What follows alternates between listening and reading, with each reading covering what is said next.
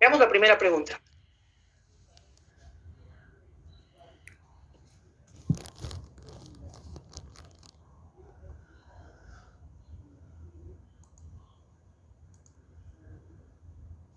Listo, jóvenes. Miren, dice, según Heráclito, todo fluye y deviene y se mantiene en armonía por la unidad y lucha de los contrarios. Ese es el planteamiento de Heráclito acerca del cambio, ¿no? El cambio es producto del paso de un contrario a otro.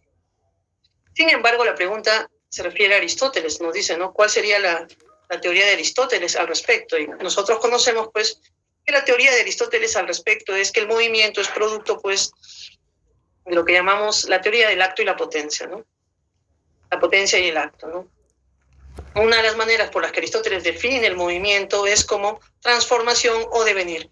Y esto es posible gracias a lo que yo te decía en la clase teórica, ¿no? La actualización de la potencia, que es lo que es el movimiento, o el paso de la potencia al acto, ¿no? Como tenemos aquí en la clave. Entonces, la clave sería, jóvenes, la alternativa D, ¿no? Y con ello habríamos resuelto, pues, nuestra primera pregunta, jóvenes, de esta práctica dirigida. Pasemos a la pregunta número 2, jóvenes, ¿no?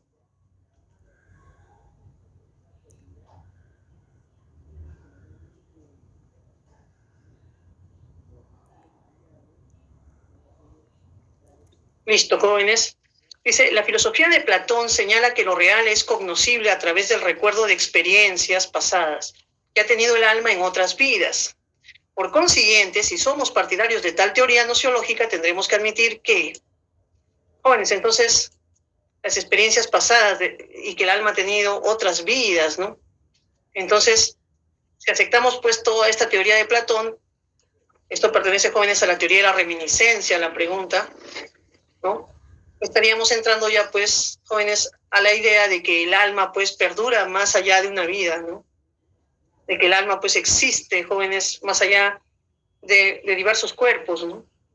Entonces, ahí la clave sería que el alma perdura más allá de una vida, que solo existe una única realidad y que lo real es captado por los sentidos o que es imposible el conocimiento del ser, jóvenes, son distractores, pues, que no pueden, pues, ser avalados como clave, ¿no? Entonces, la clave de la alternativa sería nuestra clave A. El alma perdura más allá de una vida. Entonces, la teoría de la reminiscencia, jóvenes, se basa en un fundamento antropológico, en el espiritualismo como fundamento antropológico, en la idea de que el alma es inmortal. Solo un alma inmortal que pasa por varios cuerpos, por varias vidas, puede, pues, generar esta idea de que el conocimiento es una reminiscencia, un recuerdo. Listo, muchachos, pasemos a la pregunta número 3. La pregunta número 3, jóvenes.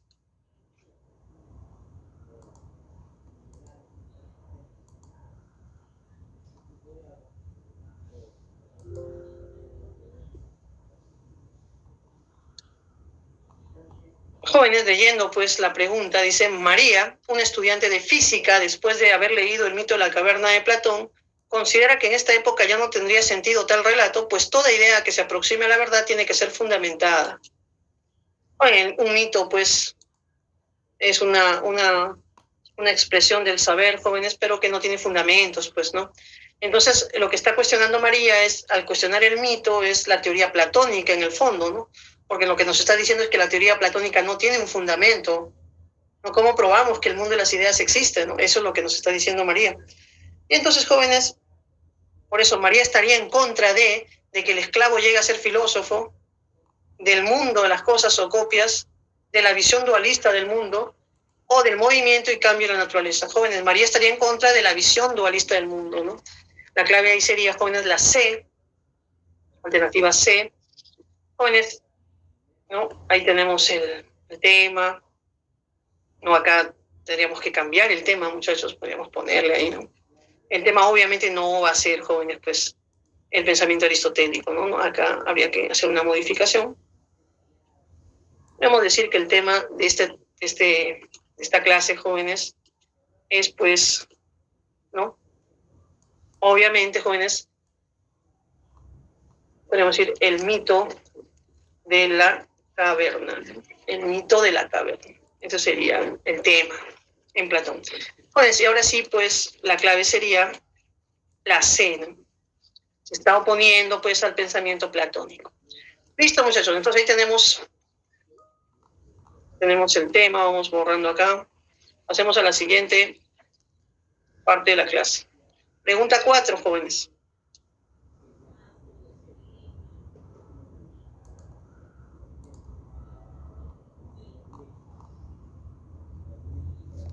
Listo, jóvenes. Aquí entramos ya a la teoría de las 4 causas de Aristóteles, ¿no?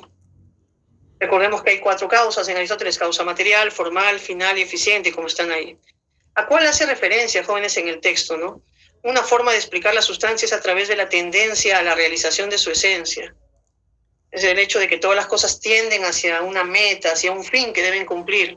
Jóvenes, y ahí está ya la respuesta, pues, ¿no? Si todas las cosas tienden hacia un fin, encontramos ahí que la causa a la que está haciéndose referencia en este texto es a la causa, pues, final, ¿no? La clave sería la A, alternativa A.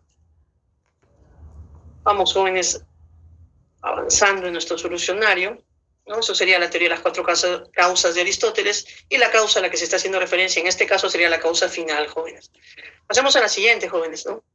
También es una pregunta sobre Aristóteles, pero esta vez es un texto, ¿no? Es un texto, jóvenes, ¿no? Dice, a ver, el acto es, respecto a un objeto, el estado opuesto a la potencia. O sea, el acto y la potencia son estados opuestos. Decimos, por ejemplo, que el Hermes está en potencia en la madera, que la mitad de la línea está en potencia en la línea entera, porque podría sacarse de ella. Jóvenes, creo que el texto es claro, ¿no? Es corto y breve, ¿no? Primero, acto y potencia son cosas distintas. Y lo segundo es que al decir que el Hermes está en potencia en la madera, es como esta escultura que se ha hecho en una madera, ¿no? Donde hay un niño postrado o una persona postrada, ¿no? Acá ya no estaría en potencia, que estaría en acto, ¿no? Pero si tenemos una madera, un tronco, donde no hay ninguna figura, podríamos decir que en ese tronco hay una figura en potencia. O la mitad de la línea está en potencia en la línea completa, dicen, ¿no? Porque podría extraerse de ella. Bueno, son ejemplos sencillos. Creo que a partir de este texto pequeño podríamos ya resolver las preguntas, ¿no? Pregunta 5 dice, indica el enunciado que sea compatible o que se deduzca del texto. El acto es antes que la potencia. Habría que reflexionar eso. ¿Cualquier cosa posee cualquier potencia? ¿La potencia es contraria al acto? ¿O el acto es lo que todavía no es? A ver, el acto es antes que la potencia, jóvenes. Jóvenes, el acto es superior a la potencia, pero el acto es posterior, temporalmente hablando, jóvenes, a la potencia. Entonces, la alternativa A no podría ser la clave, ¿no? La alternativa A quedaría descartada, no sería.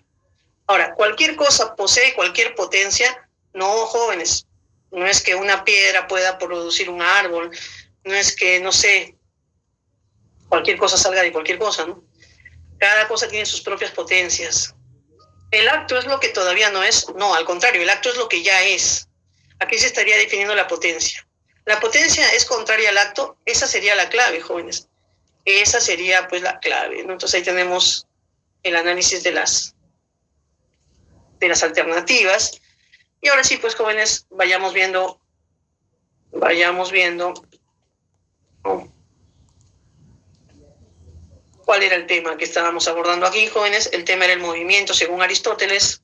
Y bueno, la teoría del acto y la potencia, ¿no? Vimos las semillas y cómo luego surge el árbol, joven, ¿no? Obviamente, potencia y acto son conceptos contrarios, ¿no? Contrarios. Sigamos, pregunta 6. Teniendo en cuenta las categorías del acto y la potencia, señala el caso que lo ejemplifique. ¿Un lector es potencialmente un analfabeto? Joven, si es un lector ya no es potencialmente un analfabeto, ¿no? ¿El roble es una bellota en potencia? ¿Un roble es una bellota en potencia? Es al revés, joven. Una bellota es un roble en potencia, no como está ahí dado, ¿no? Entonces vamos marcando las que no son, joven. Esto no sería, esto tampoco. Un embrión es la actualidad de un humano. Un embrión todavía, jóvenes, ¿no? Entonces ahí. ¿Un bloque de mármol es potencialmente una estatua de mujer? Sí, y es potencialmente una estatua de cualquier cosa, jóvenes. Como veíamos en el video del hielo, ¿no?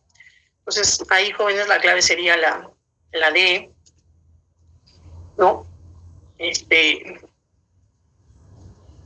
La pregunta es sobre el movimiento. Ahí tenemos un bloque de mármol. Obviamente, de ese bloque de mármol se puede extraer, pues, una obra de arte, ¿no? Listo, jóvenes, la clave es la D.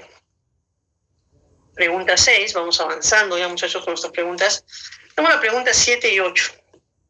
Jóvenes, este es un texto un poco extenso, pero lo vamos a leer con calma y vamos a resolver, ¿no? Dice, joven, recordemos que los escritos de Platón son diálogos, son como obras de teatro, donde un personaje habla, luego el otro habla, y entonces tú tienes que entender no la idea en general del texto, sino la conversación, cómo está yendo la conversación, y eso es lo que hay que hacer ahorita. La idea o forma, ¿acaso es siempre igual en sí misma, o unas veces de una manera y las otras de otra? Lo igual en sí, lo bello en sí, lo que cada cosa es realmente, la forma, ¿admite alguna vez cambio? ¿O lo que es único en sí mismo se mantiene idéntico y de ningún modo acepta variación alguna? Joder, mira lo que está preguntando Sócrates, ¿no? O sea, ¿las ideas cambian o no cambian? Y él está diciendo que no cambian, que permanecen siempre idénticas, ¿no? Y entonces Cebes le responde, es necesario que se mantenga idéntico y en las mismas condiciones. Sócrates sigue, ¿qué pasa con la multitud de cosas bellas, como por ejemplo las personas o los caballos o los vestidos y cualquier otro género de cosas semejantes? ¿Acaso se mantienen idénticas o de ningún modo idénticas? Cebes responde, así son estas cosas, jamás se presentan de igual modo. Joven, entonces mira, aquí en este primer texto, en esta primera columna, encontramos ya dos ideas. Cuando habla de las ideas permanecen idénticas a sí mismas, pero cuando habla de las cosas, no permanecen idénticas. Entonces Sócrates va a seguir diciendo, no es cierto que estas cosas puedes tocarlas, verlas, captarlas con los demás sentidos, mientras que las entidades que se mantienen idénticas no es posible captarlas jamás con ningún otro medio, sino con la razón. O sea, jóvenes, las cosas cambiantes, las cosas variables, sí las vemos con los sentidos. En cambio, las formas, las ideas, solo las captas con la razón. El texto va por ahí. Y Cebes dice, por completo, dices verdad. Sócrates, admitiremos entonces que eres dos clases de entidades, la una visible y la otra invisible. Admitámoslo también. Y la invisible se mantiene siempre idéntica, es decir, las ideas, joven, en tanto que la visible, es decir, las cosas, jamás se mantiene de la misma manera. También esto lo admitiremos, dice Cebes, ¿no? Quien solo repite y aclara lo que Sócrates va planteando. Ahora, entonces el texto habla pues de la diferencia entre las cosas y las ideas, de cómo las ideas permanecen idénticas a sí mismas, las cosas no, y de cómo las ideas solo se captan por la razón, jóvenes, y en cambio, pues, las cosas solo se captan a través de los sentidos, por eso se les llama visibles o invisibles, ¿no? Listo, jóvenes, entonces, una característica fundamental de la forma es el ser. El texto nos diría, jóvenes, que son idénticas en sí mismas. Es decir, la clave sería la A, ¿no? La clave sería la A. Jóvenes, eso está en el texto, ¿no? Las ideas son idénticas a sí mismas, no habría mayor fundamentación. Veamos la siguiente. La realidad que diseña Platón muestra que existen entidades en que todas presentan siempre la misma condición, siempre perfectas, bellas e iguales en sí mismas, invisibles e idénticas, así como otras visibles y cambiantes, perfectas e iguales a las cuales vemos y tocamos. Jóvenes, como vemos, pues la pregunta habla sobre la teoría de las ideas de Platón. Platón concibe una realidad existente en entidades perfectas e imperfectas. Las perfectas son invisibles e idénticas, mientras que las imperfectas son visibles y cambiantes.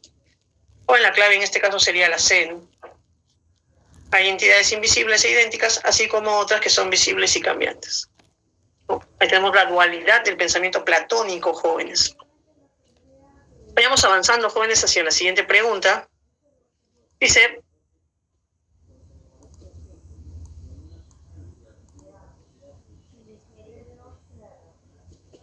para Platón la realidad esencial se encuentra en el conjunto de formas, mientras que para Aristóteles en la existencia inteligible. Bueno, recordemos que para Aristóteles no hay esa idea de otro mundo, ¿no? La actividad de la mente menos, el mundo supralunar, ¿no? La realidad de las cosas, joven, el ser de las cosas son las cosas mismas, dice Aristóteles, ¿no? Entonces, ahí la clave está bien, ¿no? La clave es justamente las sustancias individuales, ¿no? Es ahí donde encuentra el ser de las cosas Aristóteles. Pongámosle aquí, la teoría de las sustancias de Aristóteles. La clave la di.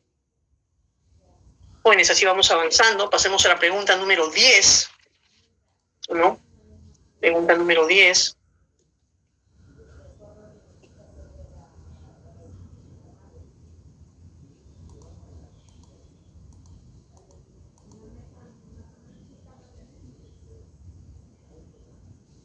Listo, muchachos. Entonces, Empezamos. Dice, a decir de Aristóteles, el ser es, pero puede decirse de muchas maneras. Por ejemplo, puede decirse como cualidad, por ejemplo, azul o caliente, o como sustancia, por ejemplo, mesa, fuego. Sin embargo, Aristóteles reconoce la sustancia al ser superior a la cualidad, como al ser por excelencia, ya que, jóvenes, yo digo una mesa azul, el hecho de ser una mesa es la sustancia, el hecho de ser azul es una cualidad. Obviamente, ¿qué es más importante, la cualidad o la sustancia? ¿La mesa o el color azul? Obviamente la mesa. ¿Por qué la mesa? Porque la mesa existe independientemente del color azul. En cambio, el color azul depende de la mesa por ser una cualidad de ella. Si yo digo, jóvenes, la tiza blanca, igual, ¿no? ¿Quién depende de quién? La blancura depende de la tiza. Y la tiza existe por sí misma, es un objeto separado. Entonces, lo que nos va a decir Aristóteles, joven, es que en el mundo existen sustancias, que son los objetos que existen por sí mismos. Entonces, aquí la clave va a ser esta, ¿no? La sustancia no depende de otra cosa para ser, mientras que la cualidad sí depende de otra cosa. La cualidad depende de los objetos, de las sustancias. Tenemos ahí la clave 10, ¿no? La pregunta 10, la clave dado. Listo, muchachos, vayamos avanzando ahí. Nuestro tema era la teoría de la sustancia de Aristóteles. Tenemos hoy otro texto, jóvenes, para ir terminando ya. Dice, ese énfasis puesto sobre la interconexión de número y mundo sensorial, tal como aparece por primera vez en la doctrina de Pitágoras, pudo haber sido el origen de la explicación matemática del mundo físico en la línea de la teoría moderna. Pero Platón interrumpió ese desarrollo abandonando la creencia en que la armonía cósmica pudiese revelarse a través del contacto con el mundo sensible. La teoría platónica de las ideas dio lugar a la creencia de que el cosmos puede ser aprendido por las matemáticas puras, sino solo oscurecido por el contacto puro con la materia y los fenómenos empíricos. Bueno, lo que nos está diciendo el texto es que en la teoría pitagórica había la idea de que se podía conocer a través de los números el mundo sensorial, ¿no? El mundo de las cosas. Pero que Platón dice, con Platón va a aparecer otra idea, ¿no? De que la explicación matemática no habla sobre las cosas, sino habla sobre los modelos eternos, ¿no? O sea, que entonces la matemática no debe versar sobre lo sensible, sino que la matemática podría versar sobre el tema de las ideas, ¿no? Sobre de qué manera ¿no? Las matemáticas pueden ayudarnos a comprender el mundo, pero no el mundo, jóvenes, sensible, sino el mundo modelado, pues, ¿no? Y a partir de ahí, jóvenes, ya sale, pues, ¿no? Listo, entonces dice, indica el enunciado que concuerde con el texto. El mundo físico está compuesto de números. No sería. Platón, jóvenes, dice, sería la clave. ¿Qué, jóvenes? Porque el mundo físico no está compuesto por números. Platón tuvo las mismas intenciones que Pitágoras. Falso. Las matemáticas o números son intrínsecas a las cosas. Falso. Pitágoras buscó comprender el mundo a través de las matemáticas. Sí, jóvenes. Esa sería la clave, ¿no? Entonces vamos a...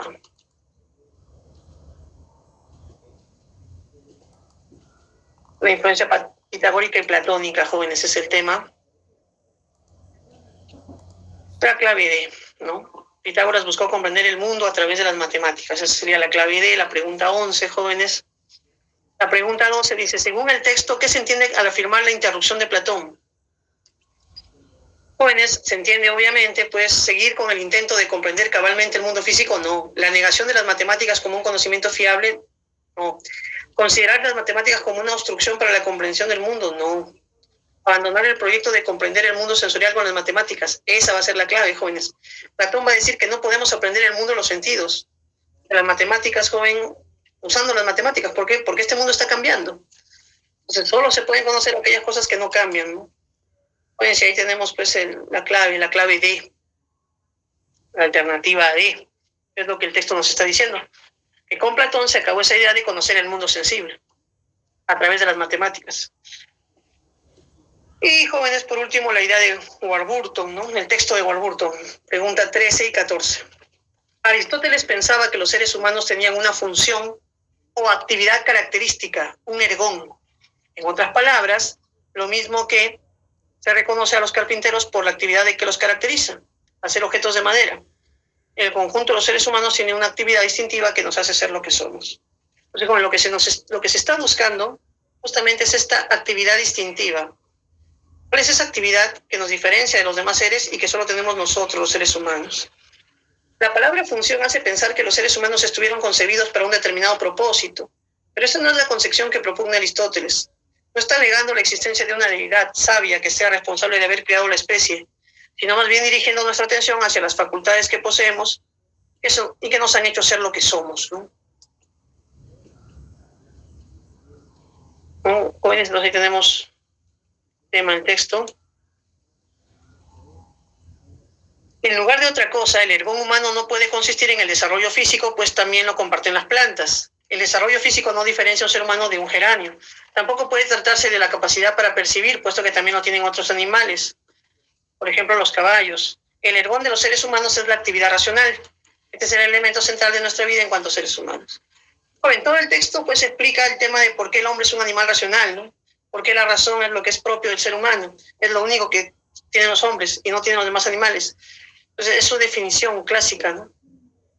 Por último, muchachos, ya partiendo de esta pregunta anterior, Aristóteles distingue y clasifica a los seres a partir de, obviamente, jóvenes, sus rasgos distintivos. Esa sería la clave. Como dice el texto, su propia singularidad, sus diversas actividades, su actividad o función propia. Jóvenes, me estoy confundiendo ahí. Su actividad o función propia va a ser la clave. Sí, la clave va a ser la D. No su ergón, le llamaría ahí la traducción. Y por último, jóvenes, la pregunta 14, ¿no? De acuerdo con la lectura, la actividad que caracteriza al ser humano como tal es el pensamiento, pues la actividad racional, jóvenes. O sea, a partir de ahí tenemos la clave que es la D. La D. Listo, muchachos, hemos llegado pues al final de nuestro solucionario del día de hoy, ¿no? Nos estaremos viendo la próxima clase. Espero pues haber sido de ayuda para este solucionario. Listo, muchachos, nos estamos viendo. Cuídense.